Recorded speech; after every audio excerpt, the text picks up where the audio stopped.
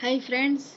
So today we will discuss about beneficiary versus clients. So when we start working, say in a social space, we start with beneficiaries who will take advantage of whatever we are offering. Like it is in a social space, so everything will be grant based, and people will get some facilities without paying anything, right? So it is free for them. So when that happens, like say the person who is in front, he doesn't have to pay, then he doesn't get a quality service.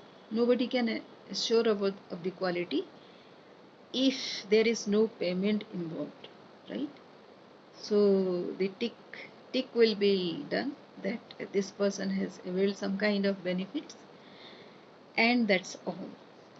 That the other person also, because the beneficiary, the so-called beneficiaries, because he will avail that at a low cost and he doesn't get a quality thing, so he'll not be able to utilize that particular person to an advantage.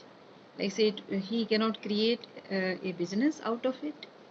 Say suppose a cow he gets or some machine he gets, it will not be, the cow will be like kind of not a milching um, animal when he gets it, and he will not have those kind of resources to have that cow for a longer period. So ultimately he sells off the cow, and whatever he gets he spends it.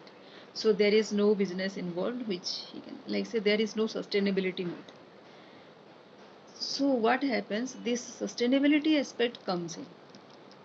It doesn't happen in such a, like say, when you involve grant only, when the client doesn't have to pay anything, he doesn't uh, have the right to ask for a quality thing also, a quality assistance also. That is where the whole system fails. So what is the solution for this? Because there is some expenses of money, some money gets wasted obviously, and the situation of that beneficiary doesn't change, and there is no achievement on the part of the person who is extending that benefit. So what happens ultimately? So there is no accountability on the outcome. So this is where we need to think of a sustainable model. And in a beneficiary model, what happens? Somebody is giving, the other person is receiving, right? So one person is kind of above the other person, and the other person is has to stay obliged for this person for all time to come. Now, when you create a sustainable model, what happens? The both of them are at the same level. Somebody is selling, another person is purchasing. So it is kind of, so both party have, the party who is selling has the obligation to sell a quality thing, and the other person has the right to get a quality thing. So in this way, one gets, receives, like so no matter what is the expenses, the other person receives something. Or say suppose it is extended to him on a loan basis, that also empowers the other person, and there is equality established. So um, the first thing towards making other person independent is, the first thing is equality.